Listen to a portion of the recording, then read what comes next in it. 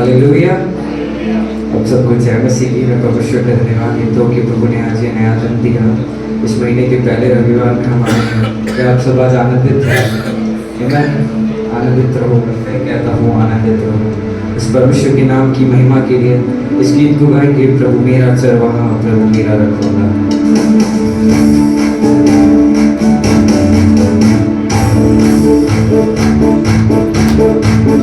तारीफ बच्चों की परमेश्वर की महिमा करेंगे। वो महान परमेश्वर जो हमारा सच्चा चरवाहा है, उस महान परमेश्वर की महिमा के लिए गाएंगे। प्रभु मेरा चरवाहा, प्रभु मेरा रखवाला, कोई घटी मुझे नहीं है। प्रभु मेरा चरवाहा, प्रभु मेरा रखवाला, कोई घटी मुझे नहीं है। बरसे प्रभु मेरा चरवाहा, प्रभु मेरा रखवाला, कोई घटी मुझे नहीं है। कोई घटी मुझे नहीं है। कोई घटी मुझे नहीं है। कोई घटी मुझे नहीं है। कोई घटी मुझे नहीं है। कोई घटी मुझे नहीं है। कोई घटी मुझे नहीं है। कोई घटी मुझे नहीं है। कोई घटी मुझे नहीं है। प्रभु मेरा चरवाहा, प्रभु मेरा रखवाला, कोई घटी मुझे नहीं है।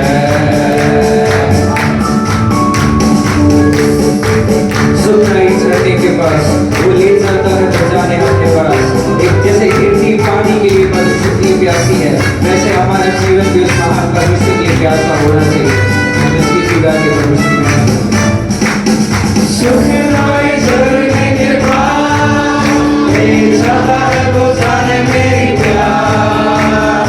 सुखदाई झरने के पास ले जाता है बुझाने मेरी प्यास। दर्द के मार्ग में वो ले जाता है मुझे अपने साथ। दर्द के मार्ग में वो ले जाता है मुझे अपने साथ।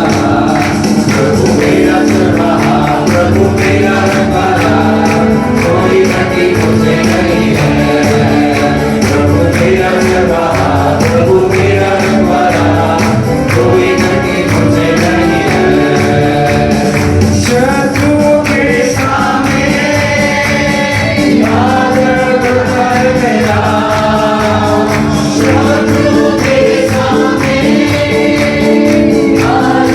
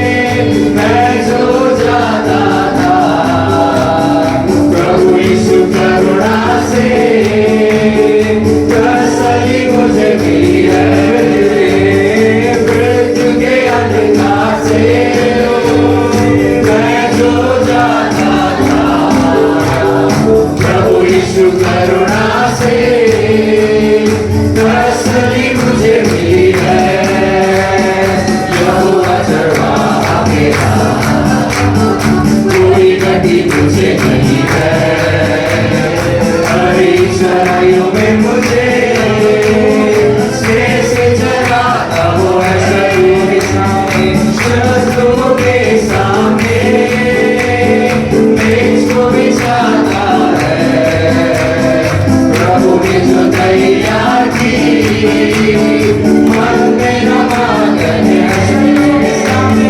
शत्रुओं के सामने मेज को बिछाता है। प्रभु ने जो तैयार की मन में नमागन है। यहोवा चढ़ा मेरा, कोई नदी मुझे नहीं है। हरी चराइयों में मुझे शेष चराता वो है।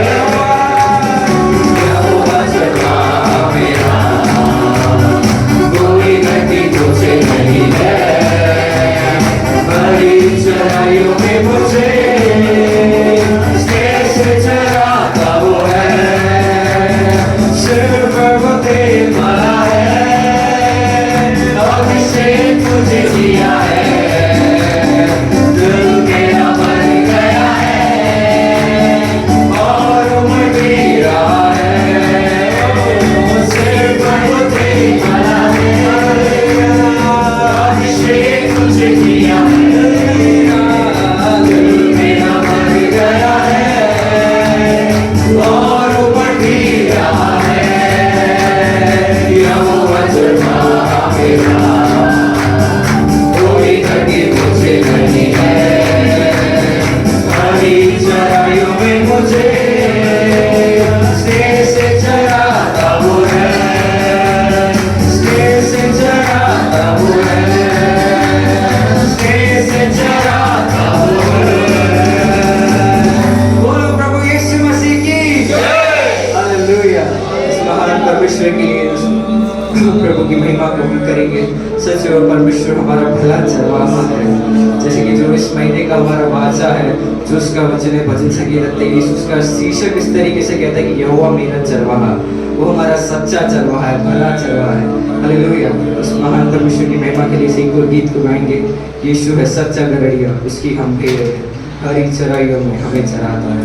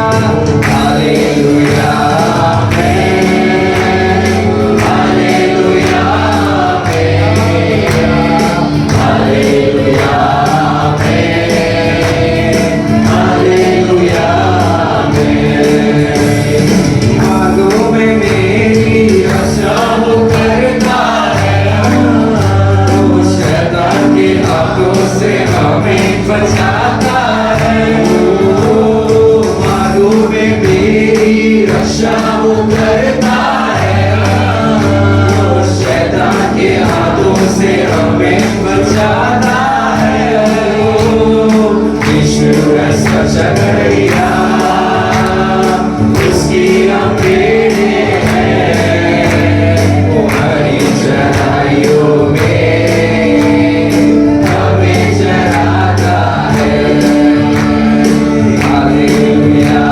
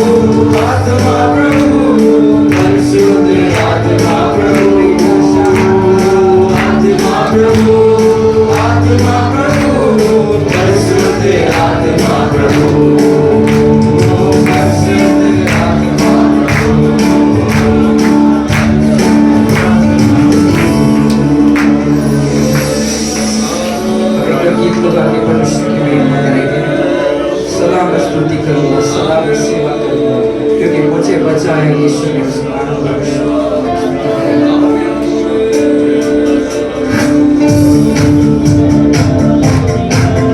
ताली को बजा के उस महान मनुष्य के आराधना करेंगे, उसकी उपस्थिति यहाँ पे है, उस महान मनुष्य की।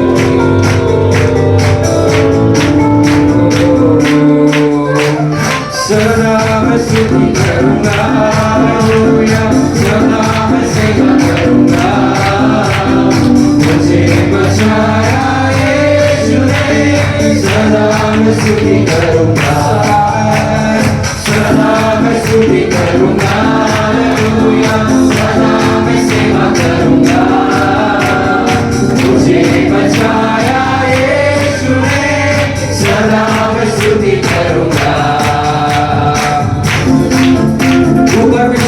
वो जगत के जगत में हमें बचाने के लिए आया, हमारे पापों से हमें छुड़ाने के लिए आया। वो महान परमेश्वर आज भी हमारे बीच में, वो जीवित में जिंदा परमेश्वर है, उस राजाओं के राजा की, उस प्रभु के प्रभु की महिमा करेंगे।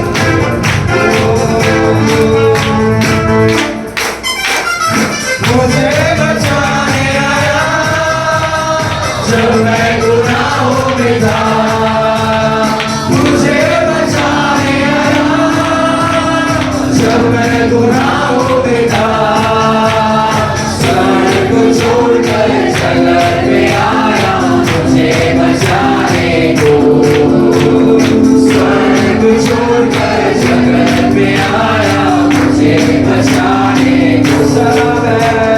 सदा मैं स्तुति करूंगा, हालेलुया, सदा मैं सेवा करूंगा, मुझे बचाया यीशु ने, सदा मैं स्तुति करूंगा, सदा मैं स्तुति करूंगा, हालेलुया, सदा मैं सेवा करूंगा, मुझे बचाया यीशु ने, सदा मैं स्तुति करूंगा। प्रभु यीशु बचाया तूने मुझे, प्रेमी प्रभु यीशु बचाया तूने मुझे, बिना हूँ मैं सारा जीवन संपूर्ण आनंद से, बिना हूँ मैं सारा जीवन संपूर्ण आनंद से, सदा मैं स्तुति करूंगा, हालेलुया, सदा मैं सेवा करूंगा, मुझे बचाया यीशु ने, सदा मैं स्तुति करूंगा, सदा मैं स्तुति करूंगा, हालेलुया, सदा मैं सेवा करूंगा, मुझे बचाया यीशु ने, सदा मैं स्तुति करूंगा।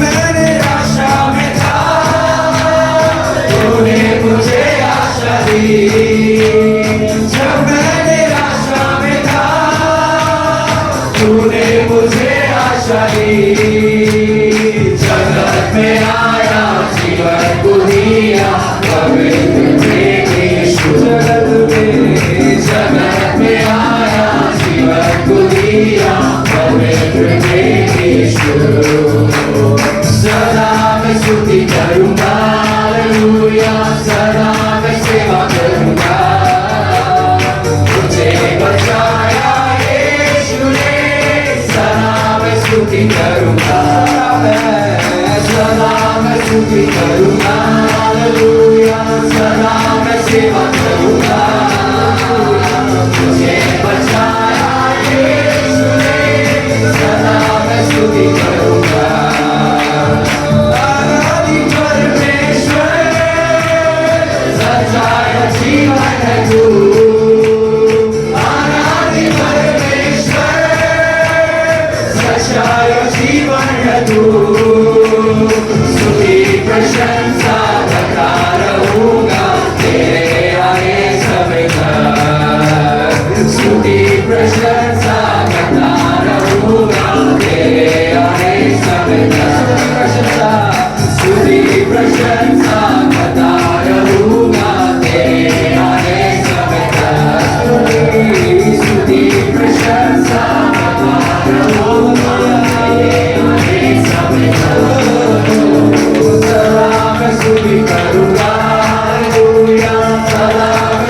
करूँगा तुझे बचाया यीशु ने सदा मैं स्तुति करूँगा सदा मैं स्तुति करूँगा हालेलुया सदा मैं सेवा करूँगा तुझे बचाया यीशु ने सदा मैं स्तुति करूँगा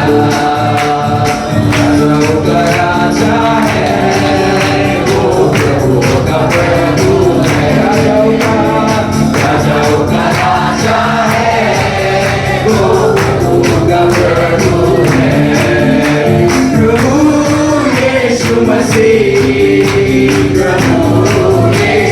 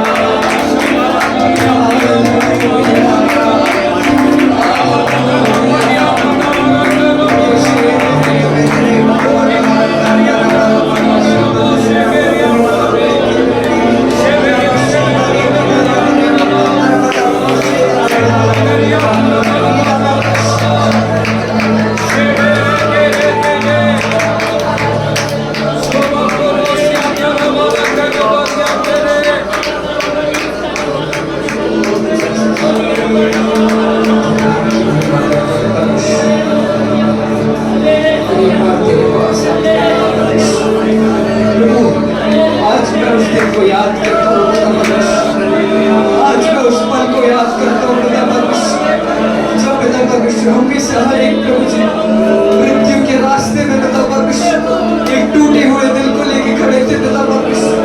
इस दुनिया से हारे हुए थे पिता परमेश्वर, जीने की कोई आस नहीं थी पिता परमेश्वर। तूने मुझे बुलाया पिता परमेश्वर, तूने मुझे बचाया पिता परमेश्वर। तेरे नाम में गाता हूँ, तेरे उपकार को आज मैं स्मरण करता हूँ पिता परमेश्वर, क्योंकि तेरा वायदा है निश्चय भलाई और करुणा जीवन भर तेरे साथ साथ बनी रहे और तू यहोवा के धाम में सर्वदा वास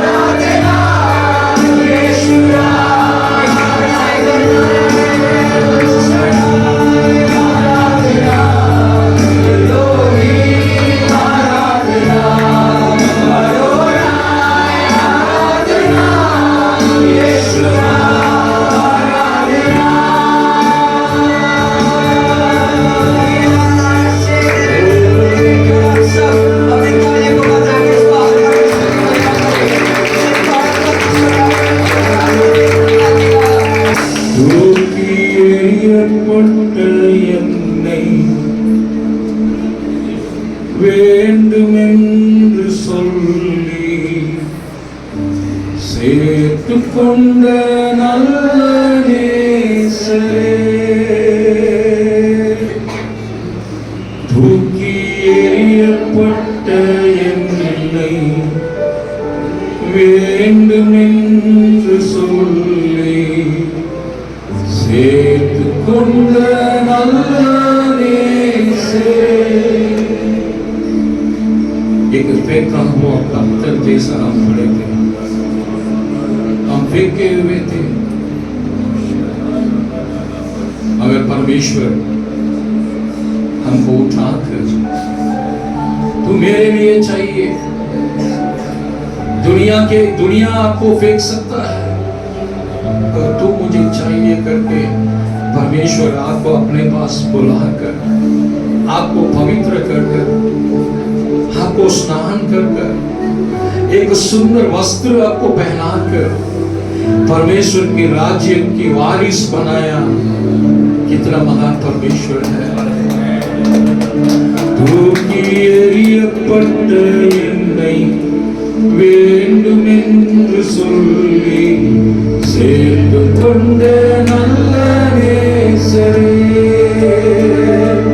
தூக்கி எறியப்பட்ட என்னை வேண்டுமென்று சொல்லி சேர்த்து கொண்ட நல்ல நேசரே, உம் அழகான கண்கள் என்னை கண்டதாலே முடிந்ததென்று நினைத்த நான் உயிர் வாழ்கின்றேன்। உம் அழகான கண்கள் என்னை கண்டதாலே முடிந்ததென்று நினைத்த நான் உயிர் வாழ்கின்றேன்। யாரும் அறியாத என்னை நன்றாய் அறிந்து சேர்த்து கொண்ட நல்ல நேசரே, யாரும் அறியாத என்னை நன்றாய் அறிந்து சேர்த்து கொண்ட நல்ல நேசரே, உம் அழகான கண்கள் என்னை கண்டதாலே முடிந்ததென்று நினைத்த நான் உயிர் வாழ்கின்றேன்। உம் அழகான கண்கள் என்னை கண்டதாலே முடிந்ததென்று நினைத்த நான் உயிர் வாழ்கின்றேன்।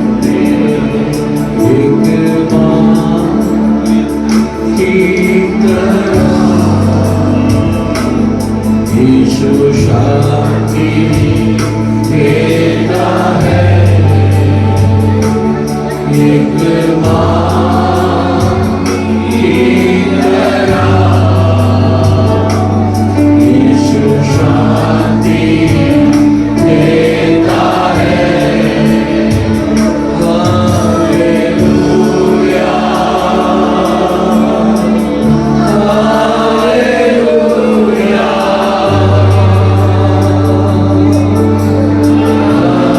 हालेलुया,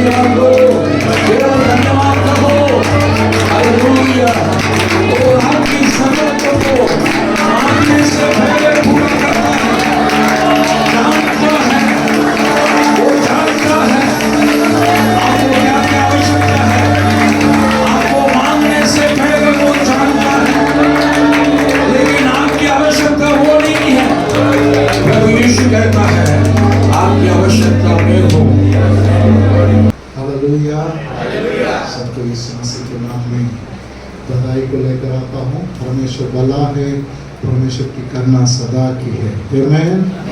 ओके, मैंने अच्छा लगा मुझे 1 तारीख हमारा कलीसिया का जो वाचा का प्रचार पासवान ने कर दिया है।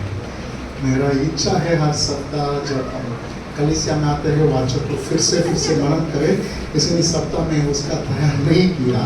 फिर अच्छा लगा जब पास्टर ने बताया, उस वचन को हमने मनन किए हैं। आज हम परमेश्वर के वचन से कुछ अद्भुत बातों को देखने के लिए जा रहे हैं। सो आइए हम परमेश्वर के कलाम की ओर जाएंगे। जैसे पास्टर ने बताया, अप्रैल 15 से 19 तक 5 दिन नागपुर में पास्टर्स और मिनिस्टर्स और प्रोफेशनल्स का एक सेमिनार है। कोई आना चाहते हैं तो आज मुझसे संपर्क करिए। हम आपको क्या करना है, कैसा करना है, उसको हम बताएंगे। Thank you Lord, hallelujah, amen, hallelujah. Okay, आज हम वचन से मनन करने के लिए जा रहे हैं। वचन बताती है परमेश्वर इतिहासों को बदलता है।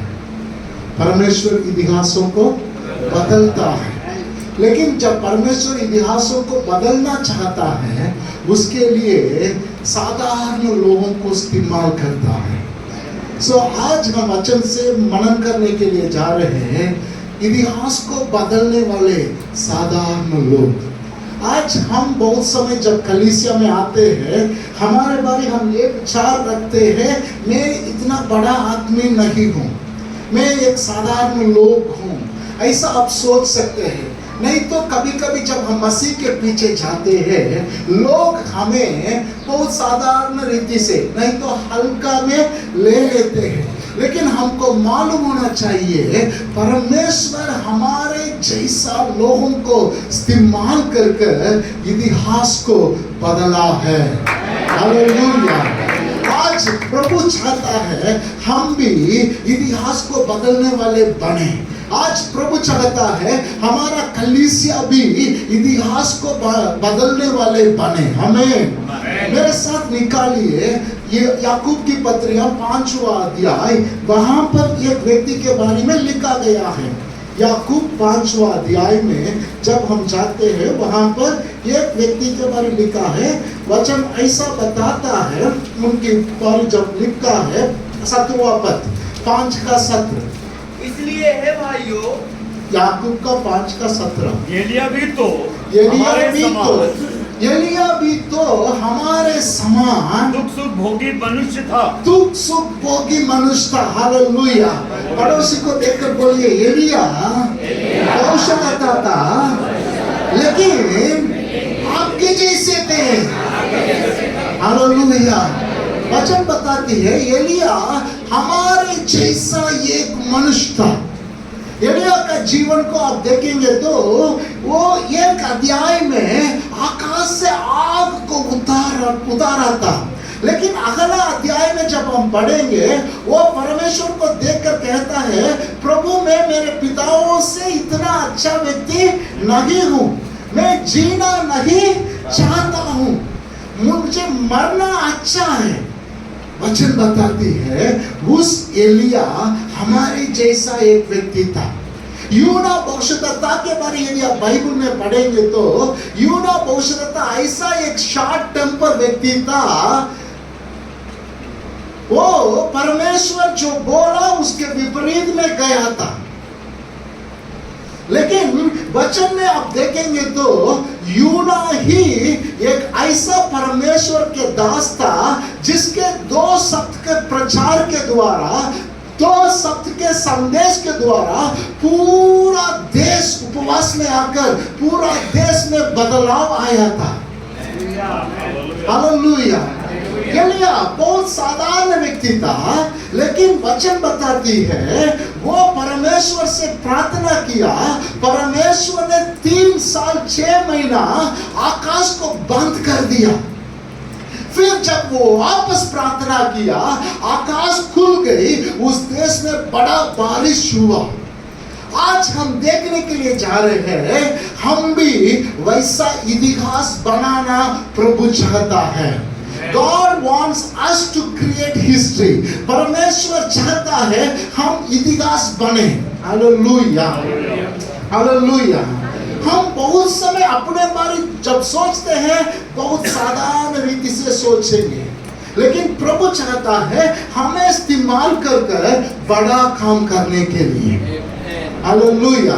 पड़ोसी को देखकर बोलिए, आप छोटे हो सकते हैं लेकिन प्रभु आपको इस्तेमाल करना चाहता है बड़े कामों के लिए. आमीन. हालेलुया. हम वचन से बहुत सारा लोगों को देख सकते हैं जो बिल्कुल आप और मेरे जैसे थे, लेकिन उनको परमेश्वर ने इस्तेमाल कर ऐसा चमत्कार अद्भुत काम किया जो इतिहास को उलट पुलट किया था. लूका पहला अध्याय में 36वां वचन में लिखा है, एलिजाबेथ ऐसा एक बूढ़ी के बारे में लिखा है. एलिजाबेथ और उनका पति सकरिया दोनों बूढ़े थे. उसके साथ साथ लिखा है वो बांझ थी.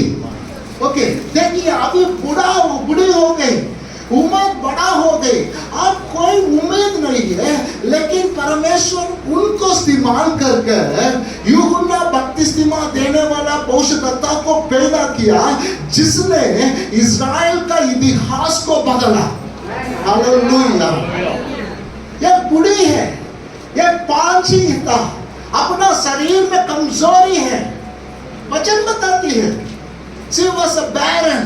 उनका शरीर में कमजोरी था, उनका उम्र परमेश्वर की योजना को पूरा करने के लिए सही उम्र नहीं था, लेकिन परमेश्वर उनको इस्तेमाल कर परमेश्वर ने इतिहास को बदलने वाला एक भविष्यद्वक्ता को जन्म दिया था.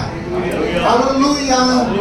हम और भी देख सकते हैं प्रेरितों के काम 4 अध्याय में 13 पद में लिखा है, जिस प्रेरितों को हम देखकर अचंभित होते हैं, जिस प्रेरितों को हम देखकर एक्साइट होते हैं, जिसके द्वारा परमेश्वर ने बड़े बड़े चमत्कार और चिन्हों को किया है, उनके बारे लिखा है. क्या लिखा है? जब उन्होंने और ये जाना कि ये अनपढ़ और साधारण मनुष्य है. हालेलुया. इनके बारे में क्या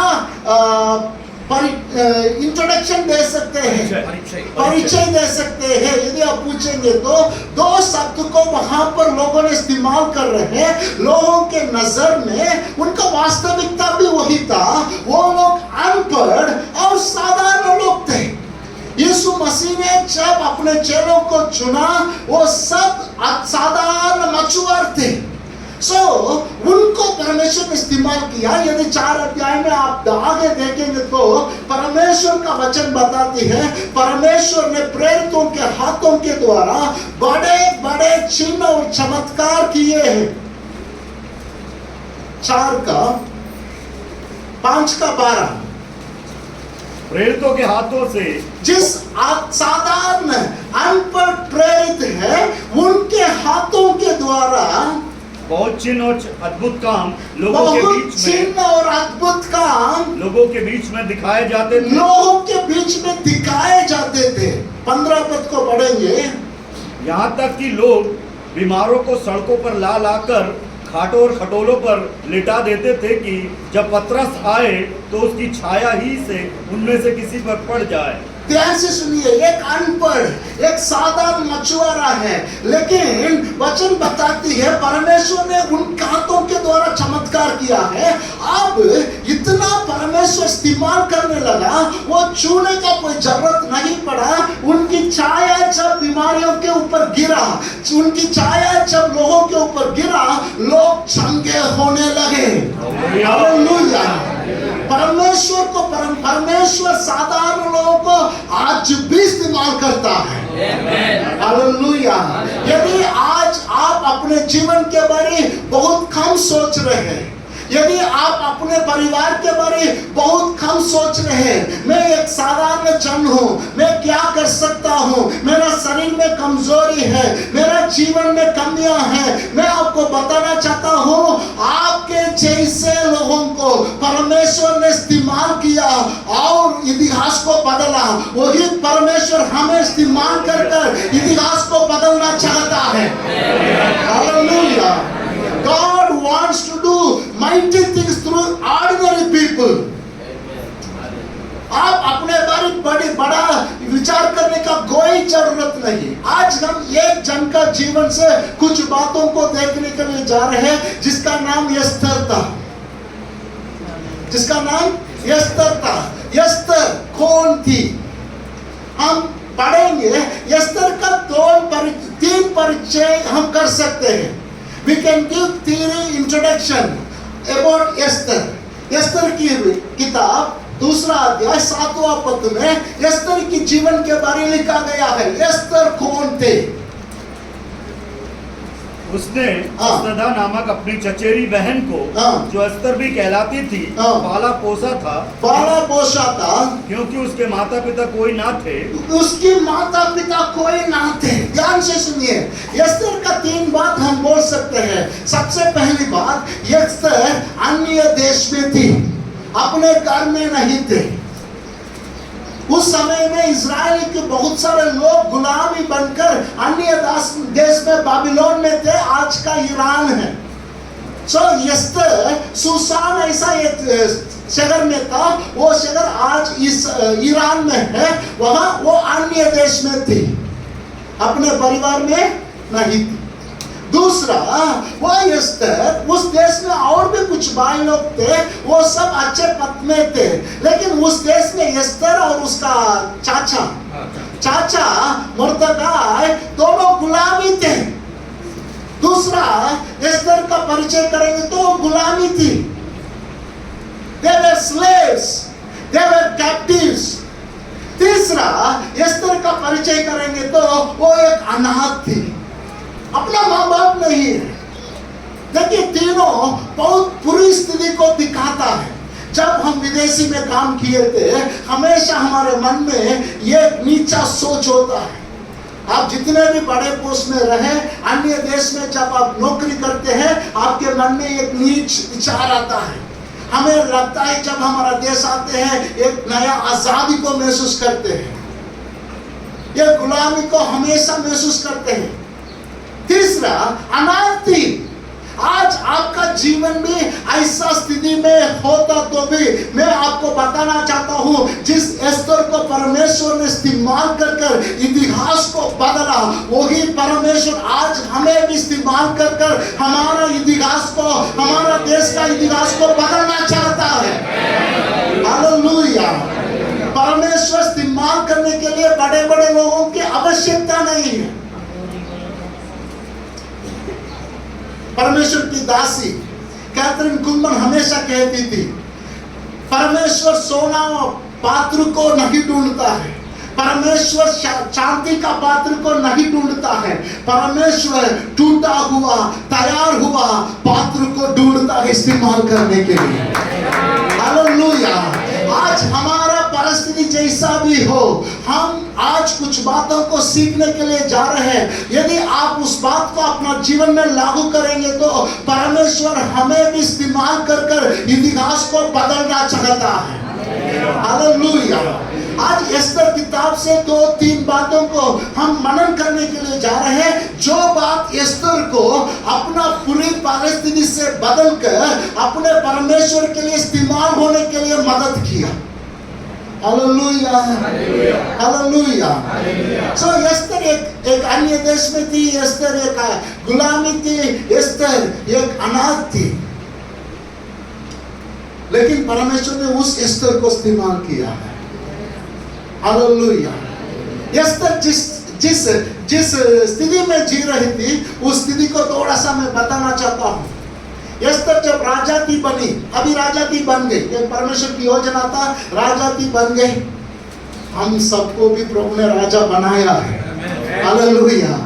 हम हो सकते हैं संसार के नजर में अन्य देश में हैं, हम हो सकते हैं संसार के नजर में गुलामी में हैं, हम हो सकते हैं संसार के नजर में अनाथ है, लेकिन उसको परमेश्वर ने राजाति बनाया। वैसे वचन बताती है प्रकाशित वाक्य पहला अध्याय 5 और 6 में, यीशु मसीह के लहू के द्वारा परमेश्वर ने हमें राजा और याजक बनाया है। हालेलुया। हमारा सच्चा आइडेंटिटी, पहचान परमेश्वर जो हमारे जीवन में किया है वो ही है। लोग आपके बारे क्या बोलते हैं उसको सुनकर आप अपना जीवन को तुलना कभी ना करें। लोग आपके बारे आज अच्छा बोलेंगे, वही लोग कल आपके बारे बुरे बोलेंगे। So don't believe what people says about you, live according to what God says about you। आपके बारे परमेश्वर क्या कहता है उसको आप जानना, उसमें आप चलना, वो आपका जीवन को बदलेगा। हालेलुया। पास्टर ने बहुत अच्छा कहा, परमेश्वर के ऊपर जो भरोसा रखता है वो धन्य है। हालेलुया। क्योंकि परमेश्वर कभी बदलता नहीं, परमेश्वर कभी बदलता नहीं। एस्तर का जीवन में जब एस्तर राजाती बनी, वहां पर सबसे पहला यह दुर्घटना हुआ है। एस्तर की किताब 3 अध्याय 15 पद में हम पढ़ेंगे तो वहां वचन बताती है क्या हुआ है। ये आज्ञा शूशनगढ़ में दी गई और हरकारे के राजा की आज्ञा से तुरंत निकल गए। राजा और हामान तो दाखमधु पीने में बैठ गए, परंतु शूशन नगर में घबराहट फैल गई। परंतु शूशन नगर में घबराहट फैल गई। कहानी ये था, एक व्यक्ति इस्राएल के विरोध में एक योजना बनाया, इस्राएलियों को मारना है। यह एस्तर राजाती को मालूम नहीं थी, लेकिन यह समाचार पूरा शहर में फैल गई। आज भी बहुत सारा चीज मसीहों के विरोध में फैल रहा है। पूरा देश एस्तर जिस देश में था वहां पर क्या लिखा है, परंतु सूसान नगर में घबराहट फैल गई। आज भी जब आप व्हाट्सएप को लेंगे, जो घटना को हम पढ़ते हैं मसीहों के विरोध में हो रहा है, कभी कभी हमको विश्वास नहीं आता है, हमें डर आता है। कभी कभी हम सब सेवकाई के लिए बाहर जाते हैं, कभी कभी हमको लगता है आज कुछ घटना हो सकता है। आज कलीसिया के विरोध में बहुत सारा चीज हो रहा है। शैतान घबराहट को उत्पन्न करना चाहता है, लेकिन उस परिस्थिति को वही एस्तर 8वां अध्याय 16 पद में हम पढ़ेंगे कैसे बदला। यहूदियों को आनंद और हर्ष हुआ और उनकी बड़ी प्रतिष्ठा हुई। 3:15 में लिखा है घबराहट हुई। पूरा यहूदियों को मारने के लिए योजना बनाया था, लेकिन 8:16 में लिखा है यहूदियों के बीच में बड़ी आनंद हो गई। हालेलुया। डर से विजय में आ गई। आपका जीवन बचाने से आप दूसरों को मारने के स्थान में यहूदियों को लेकर आया। परमेश्वर उसके लिए उस एस्तर को इस्तेमाल किया था। उस इतिहास को बदलने के लिए परमेश्वर ने एस्तर को इस्तेमाल किया था। आज हमारा देश में भी जो बात चल रहा है उसको बदलने के लिए बाहर से कोई आने वाला नहीं है। हालेलुया। कभी कभी हमारा चुनाव भी उसका बदलाव को नहीं लेकर आ सकता है। कभी कभी हम सोचते हैं दूसरा प्रधानमंत्री आएंगे तो चीज बदल जाएगा, नहीं है। कभी कभी बुरा भी हो सकता है, क्योंकि वचन साफ बताती है अंतिम दिन में बुरे होते जाएगा।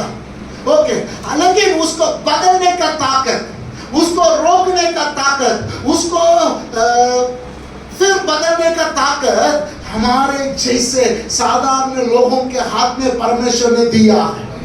हालेलुया। जब एस्तर अपनी जीवन की 2 बातों को जान लिया, उस 2 बात के अनुसार चलने लगा, वो जो घबराहट था वो खुशी में बदल गई। आज आपका व्यक्तिगत जीवन हो, नहीं तो आपका परिवार हो, नहीं तो हमारा कलीसिया हो, नहीं तो हमारा शहर हो, नहीं तो हमारा देश हो, जिसमें भी घबराहट से आनंद के ओर आने के लिए हम भी ये दो चीज को जानना है, इस दो चीज में जाना है। पड़ोसी को देखकर बोलिए, जानना है, जाना है। हालेलुया। वो दो चीज क्या है? हम निकालेंगे एस्तर की किताब, वही एस्तर की किताब 4 अध्याय 13 पद। तब मुर्दगाय ने एस्तर के पास ये कहला भेजा, तब मुर्दगाय ने एस्तर के पास ये कहला भेजा, तू मन ही मन ये विचार ना कर कि मैं ही राजभवन में रहने के कारण और सब यहूदियों से बची रहूंगी, क्योंकि जो तू इस समय चुपचाप रहे, तो और किसी न किसी उपाय से यहूदियों का छुटकारा और उद्धार हो जाएगा। ध्यान से सुनिए। अब एस्तर राजा की बन गई। अब एस्तर गुलामी में नहीं थी, अब एस्तर अनाथ नहीं थी, बदल गया उनका पहचान। अब एस्तर राजा की पत्नी बन गई, राजा की हो गई। लेकिन शहर में एक बात हो रहा है, वो बात ये था यहूदियों को मारना है। लेकिन ये समाचार एस्तर को मालूम नहीं था। समस्या क्या है? ये आज्ञा कहाँ तैयार किया गया है? राजा की महल में। राजा की कहाँ है? राजा की महल में ही थी। हो सकता है दूसरा महल हो सकता है, लेकिन वही थी। ये बात का निर्णय पैलेस में ही हुआ। राजा की भी पैलेस में ही थी, लेकिन राजा की को कोई जानकारी नहीं है। मुर्दगाय ने अभी समाचार बेच रहा है। क्या भेजा है? हे एस्तर, आपको इस बात को जानो, यहूदियों को मारने का योजना बनाया गया है। ये आप सोचे होंगे, मैं अब राजा की बन गई, कोई मुझे कुछ नहीं कर सकता। एस्तर को एक चेतावनी दिया। सब यहूदियों को परमेश्वर बचाता है, लेकिन आप और आपके पिता के घराने वाले नाश हो जाएंगे। सो एस्तर, आप समझो, एक बात को समझना है। आज कलीसिया बहुत समय हम भी हमारे जीवन में एक ऐसा स्थान में आ जाते हैं, एक स्वार्थी बन जाते हैं। We become so selfish that we are so satisfied with what we have. Esther ने ऐसा एक स्थान में आया होगा, मालूम नहीं। अपना जीवन में एक सुरक्षा है, अपना जीवन में सब कुछ अच्छा है। अब मैं किसी का चिंता करने का कोई आवश्यकता नहीं। Always there is a danger for believer to become so selfish. हम कलीसिया में जब आते हैं, हम प्रभु को जान लिया है, परमेश्वर हमें आशीषित कर रहा है, हमारा जीवन उन्नति हो रहा है, हमारे बच्चे अच्छा है, इसमें हम संतुष्ट होकर एक बात को भूल जाते हैं। आज उस बात को याद दिलाने के लिए पवित्र आत्मा मेरे मन में डाला है। मुर्दगाय ने एक बात को एस्तर को याद दिलाया। वही अध्याय को, वही वचन पर नीचे बढ़ेंगे, वो क्या याद दिलाया है? परंतु तू अपने पिता के घराने समेत नष्ट होगी। क्या जाने तुझे ऐसे ही कठिन समय के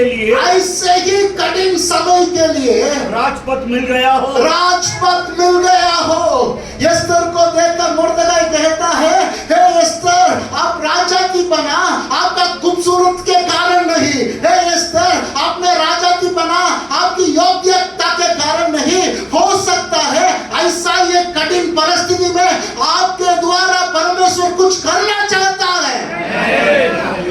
हालेलुया। आज today what we are, there is a purpose of God behind our promotion. आज हम जो है उसके पीछे परमेश्वर की एक योजना है। हालेलुया। आप अच्छा एक स्थान में हैं। आप हो सकते स्कूल में पढ़ने वाले बच्चे होंगे, आप हो सकते हैं एक साधारण ड्राइवर हो सकते हैं, आप एक साधारण व्यक्ति हो सकते हैं, आप घर में बैठने वाली एक महिला हो सकते हैं, लेकिन मैं आपको बताना चाहता हूं, हम सबका जीवन के ऊपर परमेश्वर की एक योजना है।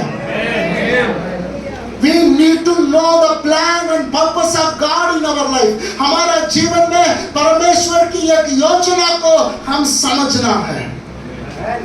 एस्तर उस बात को भूल गई। अभी मुर्दगाई एस्तर को याद दिला रहा है, आपको परमेश्वर राजाति बनाया है, उसका एक उद्देश्य है। Hallelujah, hallelujah. आज हम जो है उसका एक परमेश्वर का उद्देश्य है। परमेश्वर का उस उद्देश्य को जो व्यक्ति जाना, वो व्यक्ति को परमेश्वर ने इतिहास को बदलने के लिए इस्तेमाल किया है।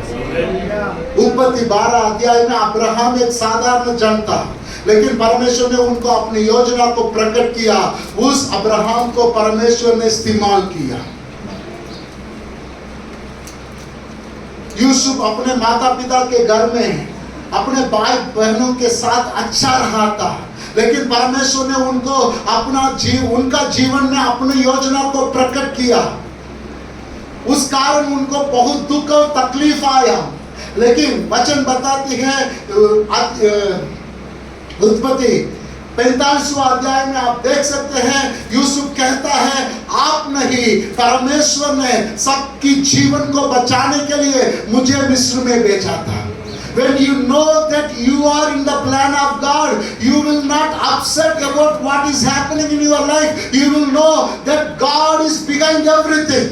जब आप जानते हैं आपका जीवन में आप परमेश्वर की योजना में जा रहे हैं, लोग आपको कट्टे में डालेंगे तो भी, लोग आपको बंदी में डालेंगे तो भी, आप अपनी जीवन के बारे में कभी दुख नहीं समझेंगे। आपको मालूम है ये सपने से परमेश्वर अपनी योजना को मेरे जीवन में पूरा कर रहा है। Hallelujah, hallelujah. यूसुफ उस बात को जाना था, मैं परमेश्वर की योजना में हूँ, एक दिन सबका जीवन बचाना है, उसके लिए मैं ये दुख सह रहा हूँ। हालेलुया। मूसा को ले लीजिए, निर्गमन 3 अध्याय में परमेश्वर ने उनको प्रकट किया। फारोन के सामने, मिस्र का राजा के सामने खड़ा होना इतना साधारण बात नहीं था। राजा के सामने खड़ा होना इतना साधारण बात नहीं था मूसा को, लेकिन परमेश्वर ने प्रकट किया अपनी योजना को। मूसा उस योजना को समझ लिया। दाऊद के बारे में जब हम पढ़ते हैं, पहला शमूएल 17 अध्याय में, सामुएल नहीं, दाऊद आ रहा है शाऊल के पास। दाऊद का पिता ने उनकी भाई लोगों की स्तुति लेने के लिए ओके विचारता उनका उसको जानने के लिए दाऊद को भेजा। जब दाऊद वहां आया, 17 अध्याय 29 और 30 में कहता है, मैं यहाँ आने का कोई कारण तो नहीं था क्या? दाऊद ने कहा, मैंने अब क्या किया? अब क्या किया है? सही है, वो तो निरी बात थी। आगे वो तो निरी बात थी, बस उसके ऊपर ही डालिए 29 को। Is there not a cause?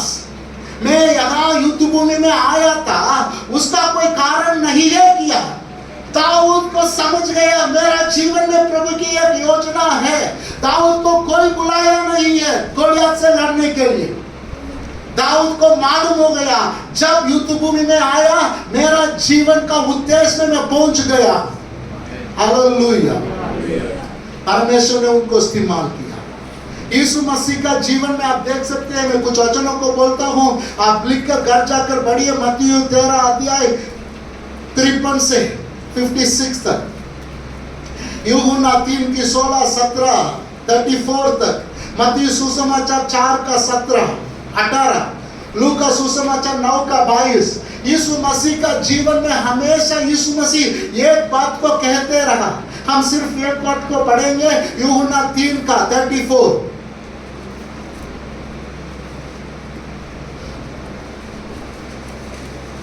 34।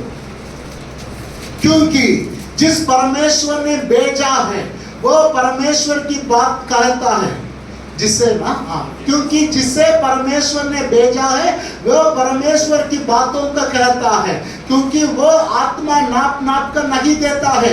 यीशु मसीह अपना जीवन के बारे में हमेशा एक बात को कहता है, मुझे परमेश्वर ने भेजा है। Hallelujah. I am here not by my desire, I am sent by God। मैं परमेश्वर से भेजा गया हूँ। आप जिस स्कूल में है, आप जिस कॉलेज में है, आप जिस मोहल्ला में है, आप जिस घर में है, आप परमेश्वर वहां आपको भेजा है। जब परमेश्वर भेजता है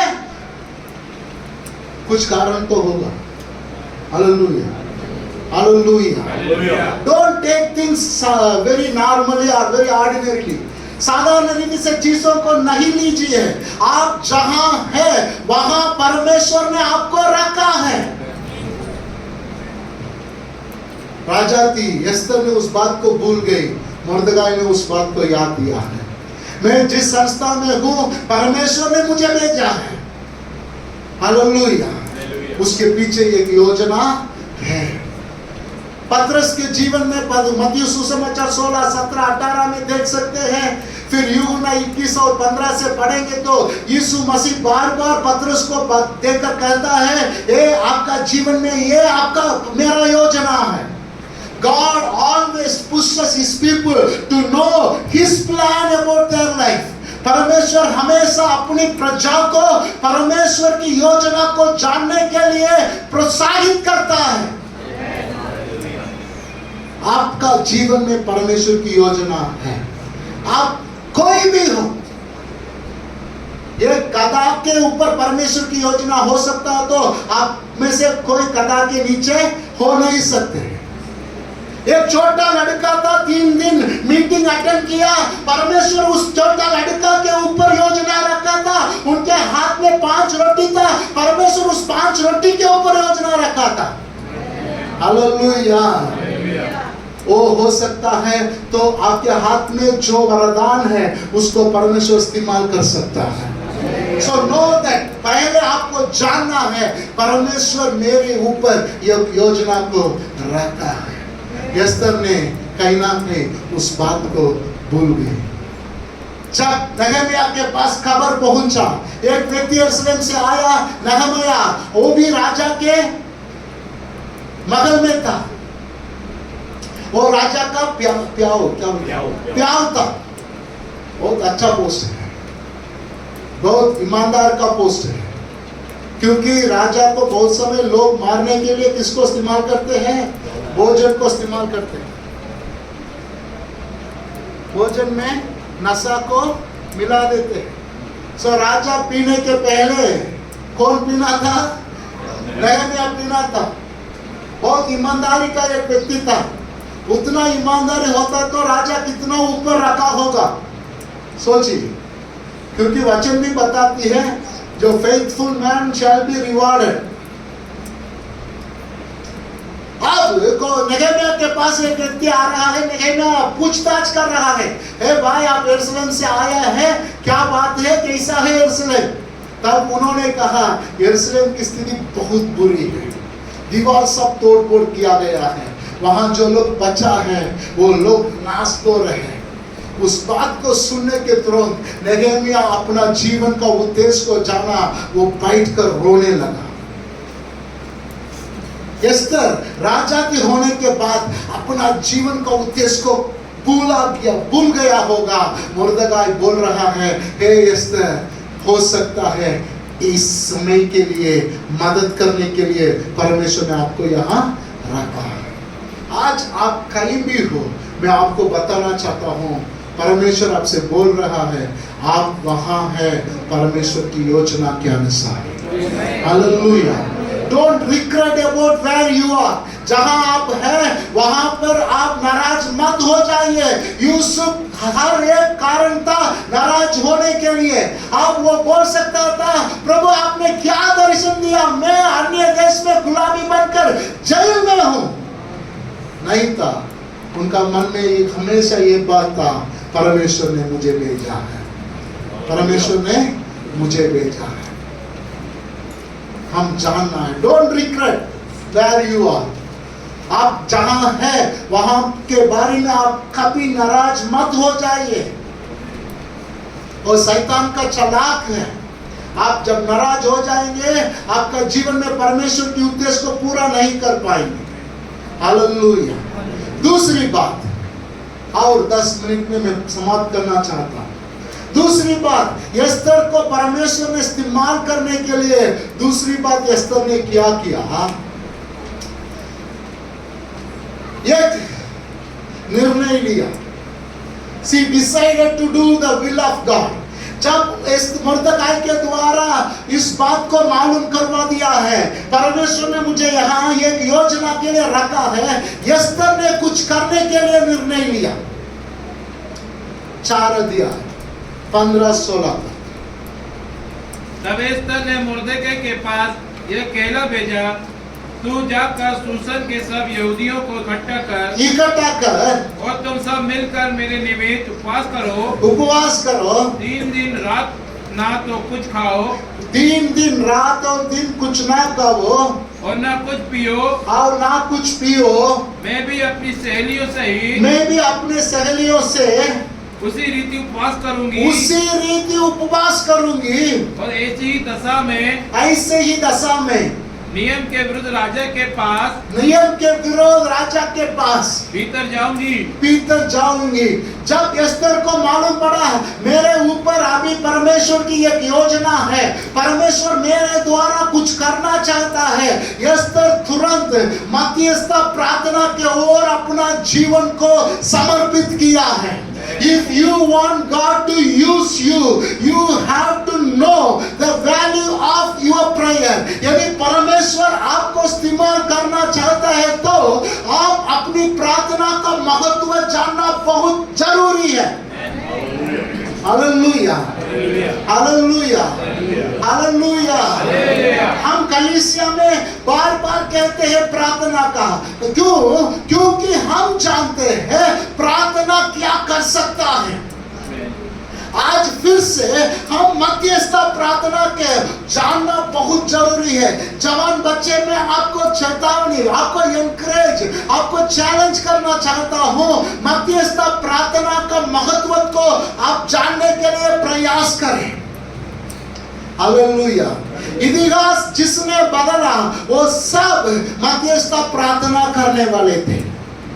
प्रार्थना के बारे में जब हम बात करते हैं, there are varieties of prayer, बहुत सारा प्रार्थना है, kinds of prayer।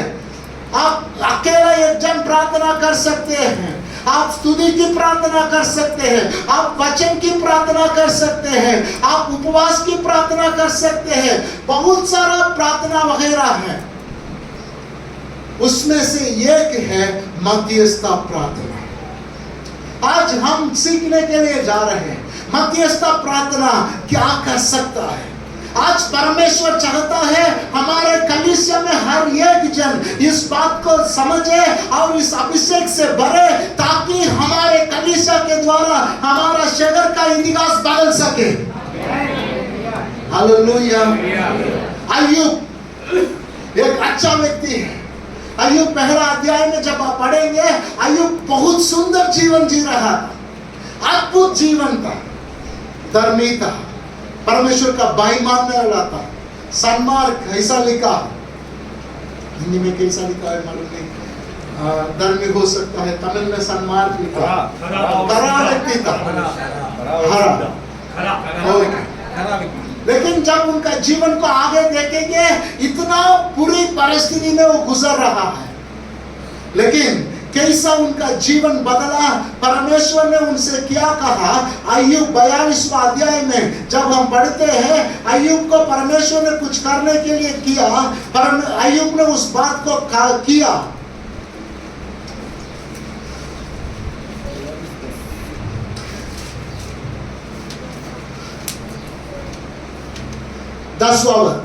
जब अय्यूब ने अपने मित्रों के लिए प्रार्थना की, बताइए, पड़ोसी को देखकर बोकर बोलिए, अय्यूब ने अपने मित्रों के लिए प्रार्थना किया।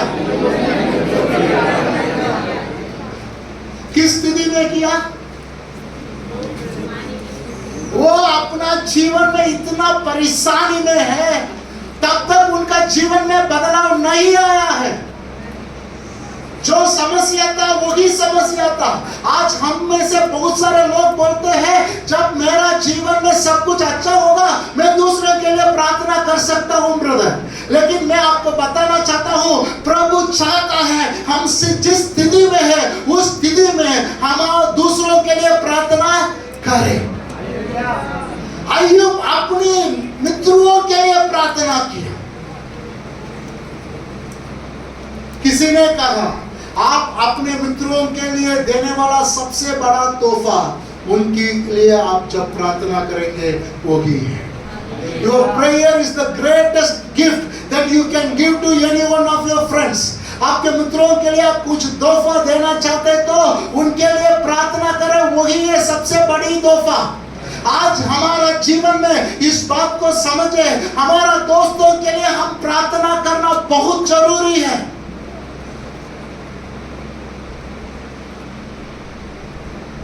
उत्पत्ति 18 अध्याय में परमेश्वर अब्राहम के पास आ रहा था।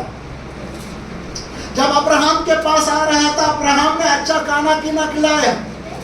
जब निकल रहे थे अब्राहम से परमेश्वर सोदम गमोरा के बारे में बात कर रहा है। सोदम गमोरा का पाप बढ़ते गया है, मैं उसको नाश करने के लिए जा रहा हूं। अब्राहम को किसने शिक्षा नहीं दिया है? अब्राहम कोई प्रेयर स्कूल अटेंड नहीं किया था, लेकिन अब्राहम ने तुरंत परमेश्वर के सामने सोदम गोमोरा के लिए प्रार्थना करने लगा। जब हम हमारा शहर को देखते हैं, हमारा शहर का स्थिति को देखते हैं, हमारा बीच में एक बोझ आना है। लेकिन आज दुर्दशा ये है कलीसिया हम इतना स्वार्थिक बन जाते हैं। हमारे विचार, हमारे जीवन के विचार हमें कब्जा कर लिया है, इसलिए शहर में जो हो रहा है उसका कोई ध्यान हमारे पास नहीं है। आज परमेश्वर हम सबको वापस उस बात को समझने के लिए कह रहा है, हम हमारा शहर के लिए मध्यस्थता प्रार्थना करना है। अब्राहम डर कर अपनी सोदम गोमोरा की, अपनी नहीं सोदम गोमोरा के लिए प्रार्थना कर रहा था। जब सोदम गोमोरा को परमेश्वर ने नाश कर रहा था, वचन बताते हैं 18 अध्याय में परमेश्वर ने क्या किया।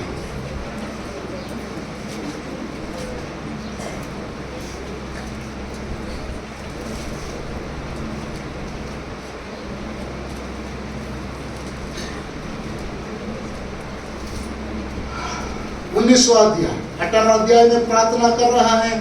19वां अध्याय 29वां वचन को पढ़ेंगे।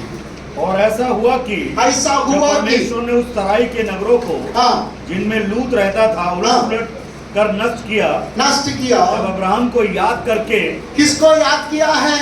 अब्राहम को याद करके लूत को उस घटना से बचा लिया। लूत को उस घटना से बचाया। आपकी प्रार्थना आपका परिवार के लोगों को बचा सकता है। हमारा प्रार्थना हमारा परिवार के लोगों को बचा सकता है। यदि आज हमारे बच्चे कुछ पाप में गिरा हुआ है, आज हमारा परिवार में कुछ लोग शैतान की बंधन में है, उसका जिम्मेदारी हमारे ऊपर है। हम प्रार्थना करना है। जब हम प्रार्थना करेंगे परमेश्वर हमें याद कर हमारे परिवारों को बचाएगा। Hallelujah, hallelujah. लूत का जीवन बचाने का कारण यह था अब्राहम की प्रार्थना। कुछ मित्रों की जीवन में आशीष आने का कारण अय्यूब की प्रार्थना था। अब आगे अब्राहम को देखेंगे 20वां अध्याय में। अब्राहम के कारण परमेश्वर ने राजा की परिवारों की गर्द को बंद किया था। वचन बताती है 17 पद। तब अब्राहम ने यहोवा से प्रार्थना की। और यहोवा ने अबीमेलेक और उसकी पत्नी और दासियों को चंगा किया और वो जन्मने लगी। ध्यान से सुनिए, यहाँ पर अब्राहम ने राजा के लिए प्रार्थना कर रहा है। राजा के घर में एक चमत्कार हो गई। क्या चमत्कार? बच्चा पैदा करने लगे। लेकिन उस अध्याय तक आप देखेंगे तो अब्राहम को बच्चा नहीं था। हालेलुया। अब्राहम परमेश्वर से बोल सकता था मेरे लिए एक बच्चा नहीं है, लेकिन क्यों मैं अबीमेलेक के लिए प्रार्थना करना है। अब्राहम ने नहीं कहा। अब्राहम को मालूम था मेरा जीवन में एक योजना है, मैं राजाओं के लिए प्रार्थना करना है। कलीसिया हमारे ऊपर परमेश्वर की एक योजना है।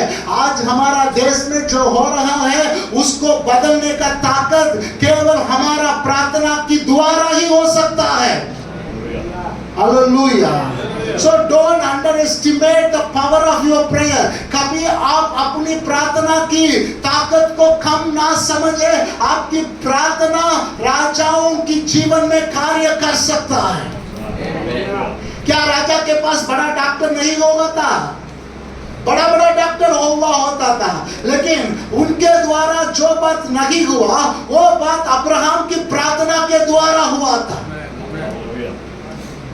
जो बात हमारा ताकत से हो नहीं सकता, जो बात हमारा प्रयास से हो नहीं सकता, वो बात हमारा मध्यस्थता की प्रार्थना के द्वारा हो सकता है। हालेलुया। पौलुस कहता है रोमियो की पत्री 9वां अध्याय में पहला वचन पढ़ेंगे। पौलुस कहता है रोमियो 9:1 में,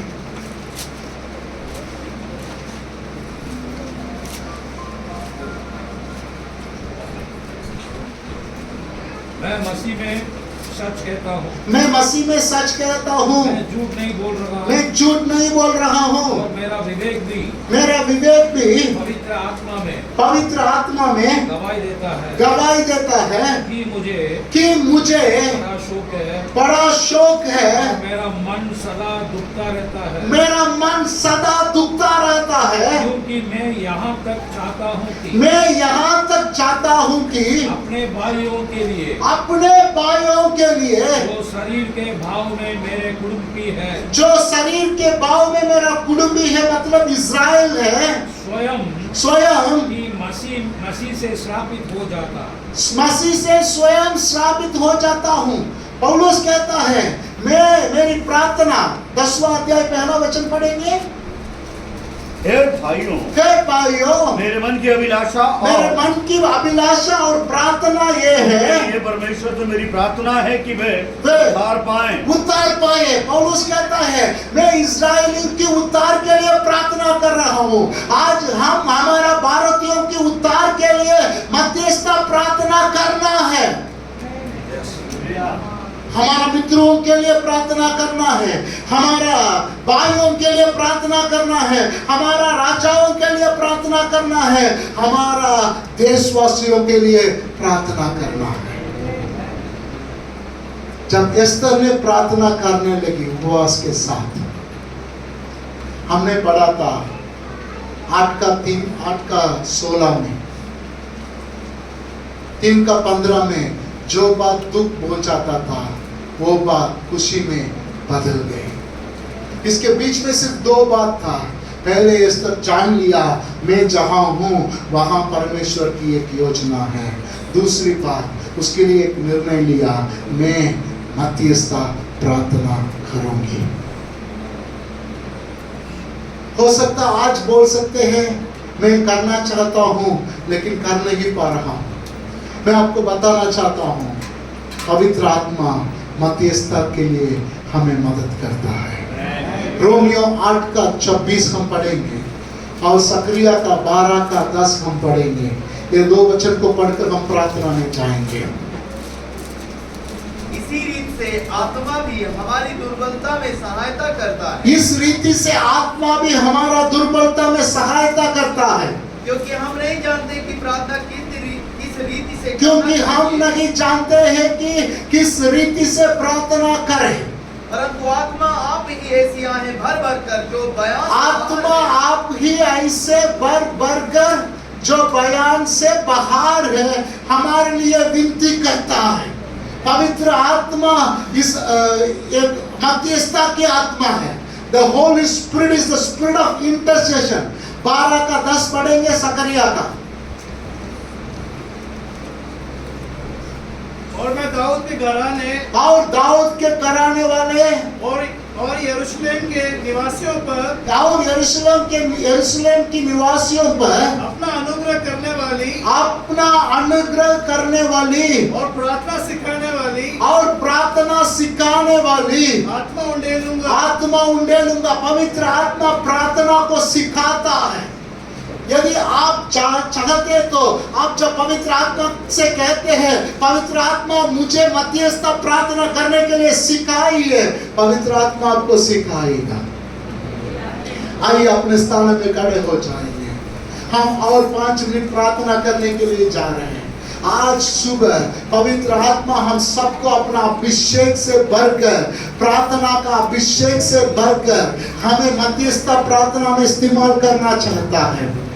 आज हमारा देश का स्थिति को बदलने के लिए परमेश्वर के सामने मध्यस्थता करने वाले का आवश्यकता है। यीशु मसीह ने अपना शहर को देखकर रोया था। लूका सुसमाचार 19वां अध्याय में लिखा है, जब यरूशलेम को यीशु मसीह ने देखा वो रोने लगा। अय्यूब ने अपने मित्रों के लिए प्रार्थना की, अब्राहम ने भाई के लिए प्रार्थना किया।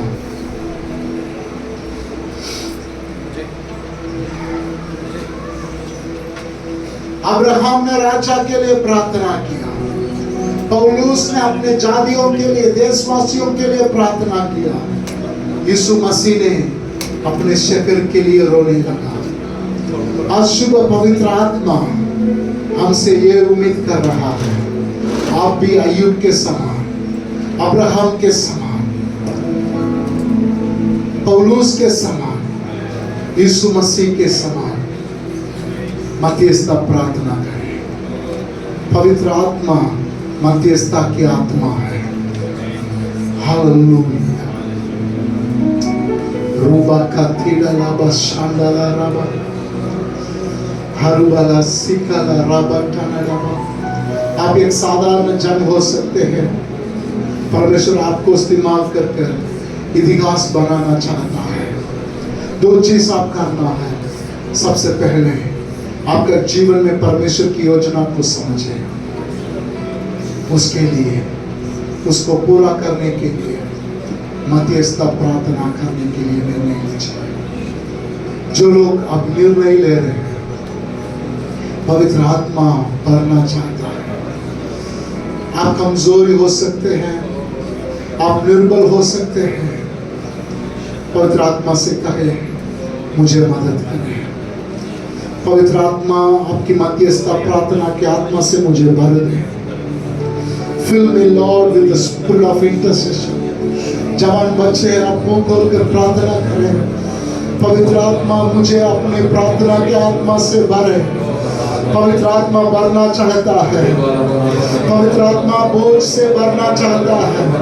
अपना बोझ को आपके हृदय में उंडेलना चाहता है। पवित्र आत्मा का अभिषेक से आपको भरना चाहता है।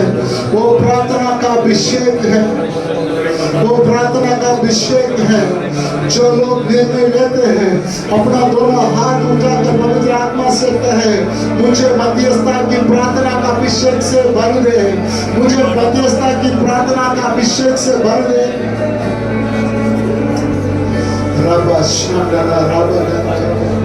परमेश्वर से कहे मुझे अपने शहर की बोझ से भरे।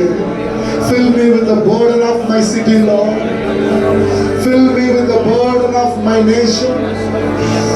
मेरा देश का बोझ मेरा हृदय को भरने का। रबा टेकलो रूबा शांडा दिना मामा शेकलो दूरा बाबा रबा शेकला ब्रकटोना मामा शेकला ओ रबा केटला रबा तुला रबा तेले रबा ओ रबा शेकला रियांडला रियांडला रबा। परमेश्वर का बोझ आपको भर रहा है। परमेश्वर का बोझ आपको भर रहा है। God is filling you with His word.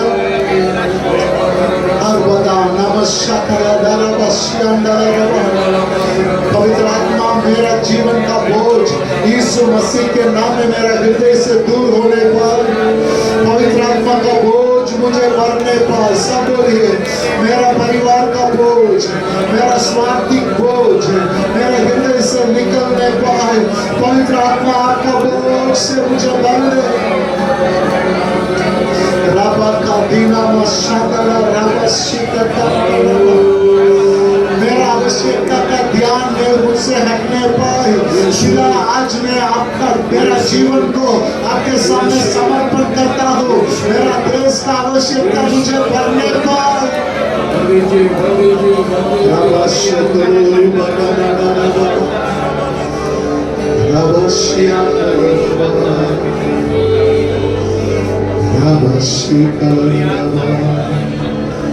फिर से वाक वर्षा दे, फिर से उबाल आए।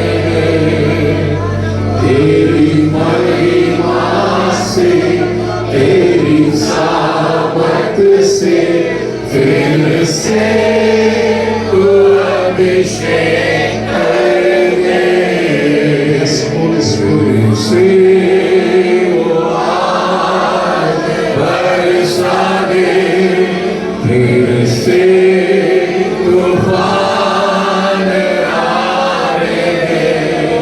तेरी महिमा से, तेरी सामर्थ से, फिर से तू अभिषेक कर दे।